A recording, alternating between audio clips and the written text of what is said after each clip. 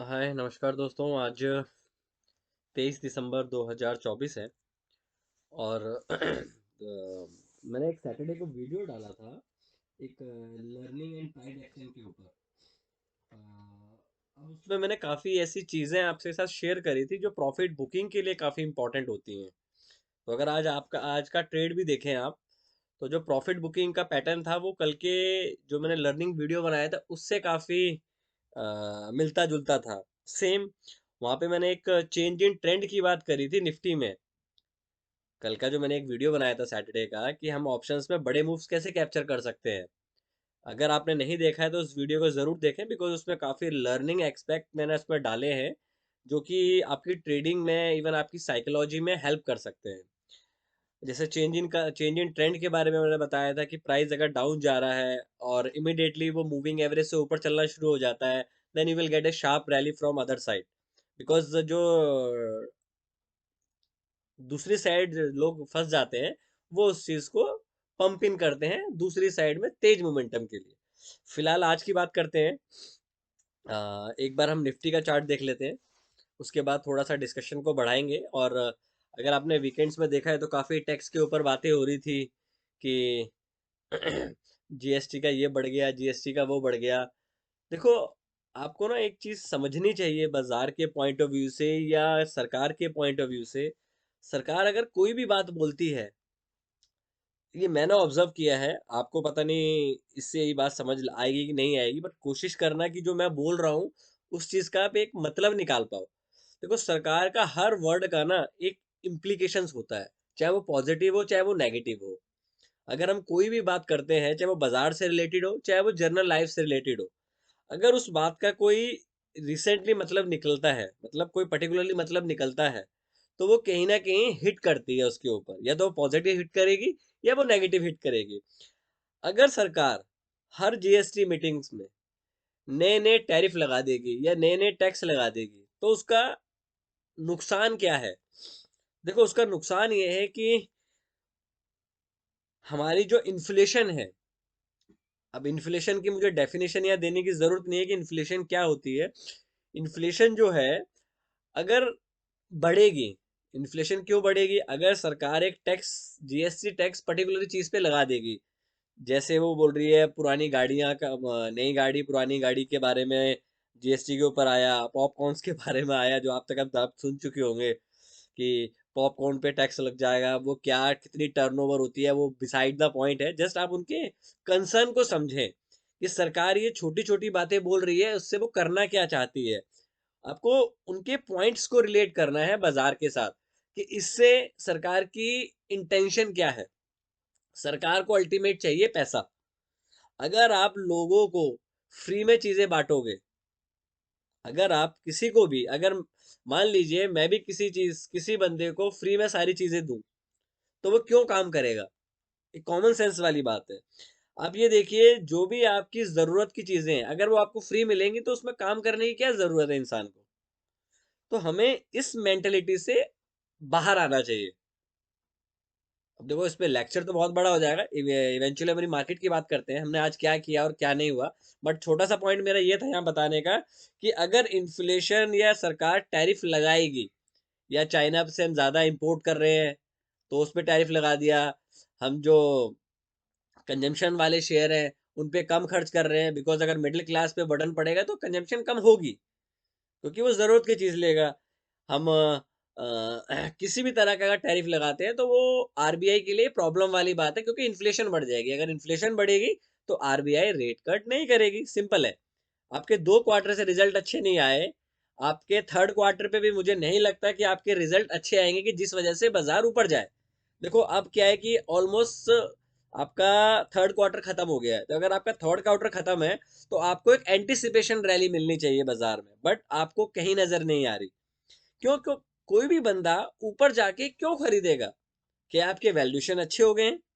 क्या आपकी कंपनियों के रिजल्ट बहुत तगड़े आने लग गए हैं? क्या एफआईज ने बाइंग दोबारा शुरू कर दी है?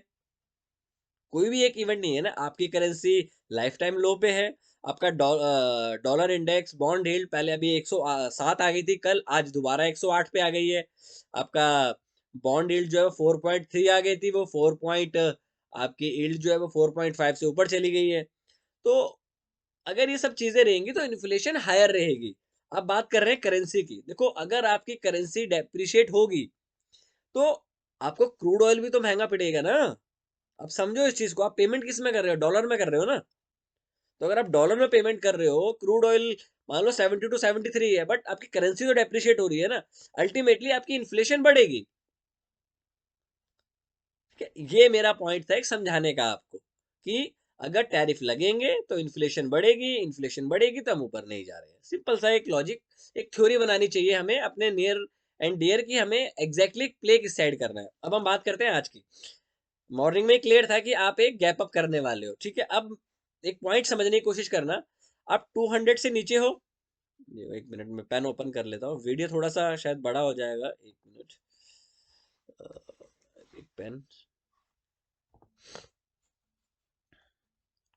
आप ये देखिए, आप 200 से नीचे हो, ये 5 मिनट की टाइम फ्रेम की बात है ये ना।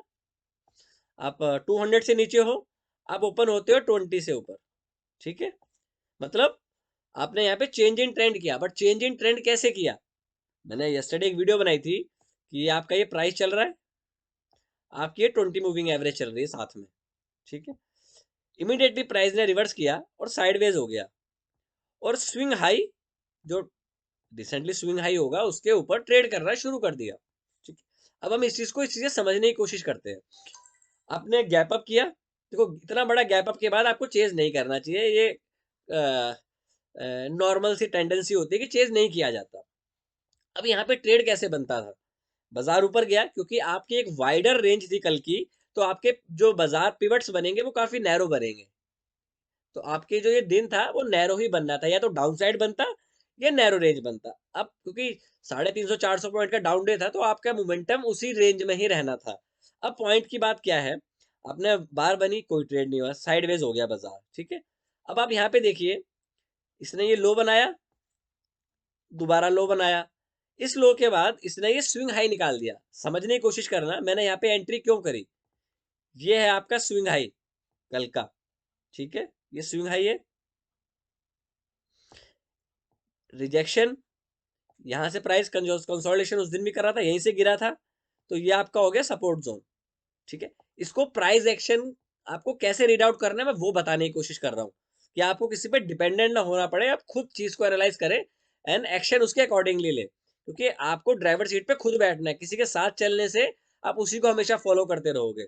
अब ये चीज देखिए, ये आपका कंजेशन जोन था जहां से आपका डाउन साइड फ्रेश मोमेंटम यहाँ मिला था आपको फ्राइडे को। अब यही जोन है आपका, ठीक है। अब यहाँ पे आपका ये स्विंग हाई था, ये रहा, आपने यहाँ पे स्विंग हाई को ब्रेक किया 10 10 5 10 10 के आसपास। मैंने यहाँ पे निफ्टी की कॉल ली 23,700 रुपये की, मुझे पड़ी 172 के आसपास, मैंने वो ट्रेड लिया था।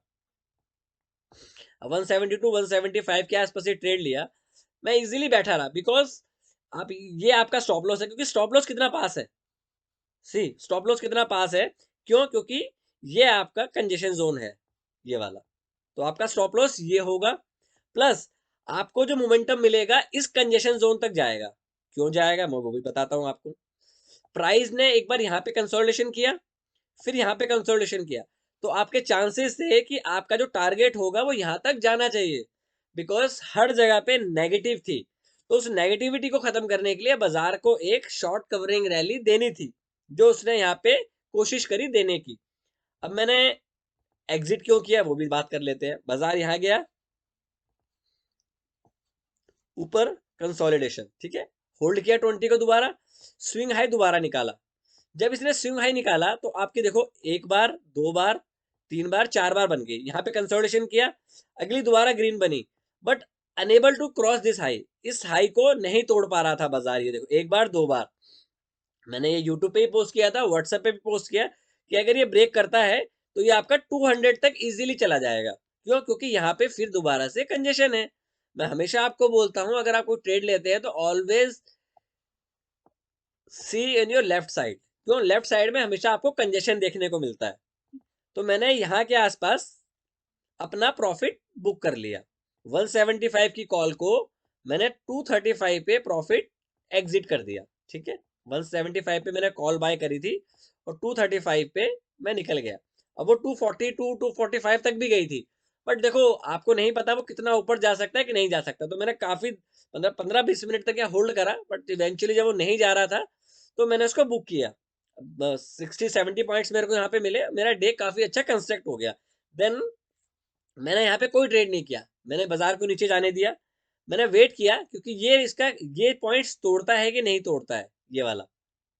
इसने पॉइंट ब्रेक किया, मैंने फिर भी ट्रेड नहीं किया, बाजार नीचे आया, इसने रीटेस्ट किया 20 के पास, ठीक है। दोबारा बता रहा हूँ, बाजार ने डाउन साइड दिया, मैंने इस पे पार्टिसिपेट नहीं किया, बिकॉज आप एक रेंज के बीच में हो, लोअर रेंज अपर रेंज। तो अगर आप इसमें ज्यादा अप एंड डाउन करने की कोशिश करोगे तो आपको चांसेस हैं कि लॉस होने की संभावना बढ़ जाएगी। मैंने इस डाउन साइड में बिल्कुल भी पार्टिसिपेट नहीं किया। अब ये 150 से 250 पॉइंट का फॉल है, कोई बात नहीं, क्योंकि मैं ऑलरेडी 70 पॉइंट्स ले चुका था। बाजार आया, नीचे जाने दिया। अब जब ये स्विंग हाई तोड़ा ये वाला, अब इसको पॉइंट को समझना, ये वाला मैं यहाँ पे 23,500 की मैंने पुट लगा ली, 23,500 की मैंने पुट जो है अपनी वॉच लिस्ट में लगा दी, नेक्स्ट एक्सपायरी की, इस एक्सपायरी की नहीं, ठीक है। गया, क्यों? क्योंकि मेरा यहाँ मैं ट्रेड करता तो मेरा स्टॉप लॉस काफी वाइड है। आपको ट्रेड लेने से पहले ये चीज ऑब्जर्व करनी है कि आपका स्टॉप लॉस क्या होगा। अगर मैं यहाँ ट्रेड लेता हूँ तो मेरा स्टॉप लॉस काफी वाइड है, बेशक यहाँ पे चेंज इन कलर हुआ, बट मेरा स्टॉप लॉस एक बार का नहीं ले सकता, क्योंकि बाजार में वॉलेटिलिटी इतनी ज्यादा है कि अगर आप एक बार का स्टॉप लॉस हो गए तो डेफिनेटली इट विल हिट। मैंने बेस किया, बाजार वेट किया, मैंने कहा कोई बात नहीं, जाने देते हैं बाजार को। यहाँ से बाजार ने 20 को टच किया, 20 के बाद यहाँ पे एक ग्रीन रेड बार बनी, मैंने इसके लो के आसपास पुट बाय करी 120 की, 120 की मैंने पुट बाय करी, ठीक है। अब बाय करने के बाद वो 134 तक गई थी शायद, if I am not wrong. जब 134 तक गई, मैंने अपना स्टॉप लॉस जो है ब्रेक इवन पे हिट कर दिया कि अगर बाजार ऊपर जाता है तो मेरा स्टॉप लॉस जो है हिट हो जाएगा और मूव फ्रॉम द मार्केट। बाजार आया, ऊपर चला गया, बट यहाँ पे क्लियर हो रहा था कि बाजार ऊपर जाने की कोशिश कर रहा है। क्यों? क्योंकि यहाँ से दोबारा आपके पीएसयू बैंक्स में और आपके पीएससी शेयर्स में मोमेंटम देखने को आ रहा था, और इवन एचडीएफसी और आईसीआईसी बैंक सुबह से स्ट्रांग थे। तो यहाँ पे जब इसने दोबारा से, मैंने कल भी यही बात बताई थी आपको कि प्राइस ऐसे जा रहा है, मूविंग एवरेज ऐसे जा रही है, इसने ऊपर किया, स्विंग हाई तोड़ा और बाय। अब ये था आपका ये छोटा सा ट्रेड, ये आपकी रेंज है ऑलमोस्ट कितने पॉइंट की, 25 से 30 पॉइंट की रेंज है। इसने ब्रेक किया, ऊपर गया, स्विंग हाई तोड़ा, मैंने यहाँ बाय कर लिया। मैंने यहाँ पे दोबारा 23,700 की कॉल बाय करी 120 रुपए पे, नहीं 120 नहीं, सॉरी 100, शायद 10 पे बाय करी थी या 9 पे, 109 पे या 110 पे मैंने बाय करी, 109 या 1010 पे। और मैंने इसको यहाँ तक राइड किया, मतलब ये जो आपको छोटे मोमेंटम दिख रहे हैं, अगर आप इसको देखो तो 650 से लेके मोटा मोटा 650 से लेके ये 100 पॉइंट की रैली है। 100 पॉइंट की रैली में मुझे यहाँ पे 30 पॉइंट्स मिले, मैंने 30 पॉइंट्स भी यहाँ पे बुक कर लिए, तो 136 137 के आसपास मैंने अपना प्रॉफिट बुक किया। तो ओवरऑल अगर मैं देखूं आज के दिन में मुझे 100 पॉइंट इजीली मिले। ये आपको 100 पॉइंट उस कंडीशन में मिलेंगे जब आप एक शांत बैठे रहो। शांत बोलने का मतलब है कि हर बार पे ट्रेड नहीं ढूंढना है। जब भी मूविंग एवरेज पास आए, देखो आपको ट्रेड ढूंढना है, या मूविंग एवरेज पास आई आपको रैली मिली, या मूविंग एवरेज से नीचे गया आपको डाउन साइड रैली मिली, आपको सॉरी डाउन साइड होती है, रैली नहीं होती। यहाँ डाउन 20 से ऊपर गया आपको फिर रैली मिली। तो आपको यही चीज ऑब्जर्व करनी है प्राइस में। अगर डाउन साइड बाजार जा रहा है, क्या वो प्रीवियस बार के हाई से ऊपर क्लोज कर रहा है या नहीं कर रहा है? दैट इज ये आज का कंजेक्चर हो गया, ठीक है। आज हमने क्या किया, उसके बाद बात करते हैं हमें कल क्या करना है। देखो कल के लिए क्या ट्रेड बनता है, आप हो एक नैरो स्टेट में, जब बाजार नैरो स्टेट में होता है तो आपको उनके हाई और लो मार्क करने चाहिए। आपका हाई क्या है, ये, दैट इज मन कल का जो R1 है, कल का R1 होगा आपका ये, ठीक है। और कल का जो आपका S1 होगा, कल का आपका S1 होगा ये। देखो आपको बड़ा मोमेंटम इससे ऊपर मिलेगा, और इससे ऊपर जाने के बाद आपका जो नेक्स्ट मोमेंटम होगा वो खाली 140 पॉइंट का होगा, क्योंकि आपके पास दो बड़ी रेंज है। दो बड़ी रेंज के अंदर आप एक इनसाइड रेंज में ट्रेड कर रहे हो। आपकी बड़ी रेंज हो गई 24,000 की, डाउन साइड की रेंज होगी जो आपका रिसेंटली लो बना है 23,500 की। तो अगर आप यहां से नीचे खुलते हो तो आपका ये टारगेट होगा, ठीक है। अगर आप इससे ऊपर खुलते हो तो आपका ये टारगेट होगा। पहली बार का अगर लो जाता है तो आपको उस डायरेक्शन में ट्रेड करना है। रेंज अगर इससे ऊपर खुलेगा तो ट्रेड होगा, इसके आसपास या इसके नीचे खुलेगा तो ट्रेड होगा। अगर बाजार बीच में खुलता है तो नो ट्रेडिंग जोन होगा। क्यों? क्योंकि आपकी वाइडर रेंज है, बीच में खुल के आप ट्रैप हो जाओगे। जैसे मैंने उस दिन भी आपको बताया सैटरडे के वीडियो में, मान लेते हैं बाजार यहाँ खुला, सपोज करते हैं, तो बाजार यहाँ जाएगा और यहाँ से रिवर्स करेगा। वाइस वर्सा अगर बाजार यहाँ खुलता है, देखो यहाँ खुलने के बाद बाजार में दो मोमेंटम हो सकते हैं, या तो बाजार ऊपर जाएगा या नीचे जाएगा। तो क्लियर कन्विक्शन नहीं है किसी साइड पे ट्रेड पे, तो इस तरीके के ट्रेड को आपको अवॉइड करना चाहिए। बेस्ट ट्रेड क्या होगा? या तो इससे ऊपर जाए या इससे नीचे जाए। वो भी आपको प्राइस एक्शन देखना है। उस टाइम पे मैंने ट्रेड प्लान क्लियर कर दिया कि बड़ा मोमेंटम कैसे मिलेगा। बड़ा मोमेंटम इसके बाद ही मिलेगा आपको, क्योंकि आपको अपने लेफ्ट साइड देखना है। आपके लेफ्ट साइड में यहाँ कंजेशन है, यहाँ पे लेफ्ट साइड में यहाँ कंजेशन है, तो ये दोनों बाउंड्रीज आपको मार्क करनी है। मतलब हमारे पास क्या है, चार बाउंड्रीज है। एक बड़ी बाउंड्री है, ठीक है, ये बिग बाउंड्री हो गई। उसके बाद बिग बाउंड्री के बाद हमारे पास इनसाइड बाउंड्री बनी है आज। ये एक हमारे पास एक बॉक्स बना। अगर हम इस बॉक्स से ऊपर खुलते हैं तो हम यहाँ तक जाएंगे, अब ये आपका टारगेट होगा। इस बॉक्स के नीचे खुले तो आप यहाँ आओगे, ठीक है। यहाँ आने के बाद आपको प्राइस ऑब्जर्व करना है, बट फर्स्ट ऑफ टाइम आपको यहाँ पे प्रॉफिट बुक करना है। That is all. हम बैंक निफ्टी की बात करते हैं। बैंक निफ्टी के कंपोनेंट्स पॉजिटिव हैं, उनमें डाउन साइड के बाद एक पॉजिटिव बार बनी है आज। अगर वो कल का हाई ले जाते हैं तो हो सकता है बैंक निफ्टी में एक मोमेंटम देखने को मिले, क्योंकि बैंक निफ्टी ने थोड़ी स्ट्रेंथ दिखाई है। बट अदर एंड पे आपको बॉन्ड यील्ड और करेंसी पे नजर बना के रखनी है। एक बार हम ओवरव्यू ले लेते हैं कि हमें यूएस बाजार से क्या एक्शन मिल सकती है आज। एक बार S&P 500 का चार्ट देख लेते हैं। S&P 500, देखो S&P 500 डाउन साइड कंसोलिडेशन है, तो हमें यहाँ पे कोई बड़े मोमेंटम की उम्मीद नहीं है। आपका यहाँ पे जो डे बनेगा वो एक साइडवेज डे की चांसेस है। यहाँ आपको कोई बड़ा मोमेंटम नहीं मिलेगा, तो आप यहाँ से क्लियर ट्रेंड नहीं ले सकते हो। और वैसे भी हम यूएस को फॉलो प्रॉपरली नहीं कर रहे हैं। अगर ये ऊपर भी जा रहा है तो हम ऊपर नहीं जा रहे हैं, बिकॉज अपनी इतनी प्रॉब्लम है, साथ में हमें एक प्रॉब्लम और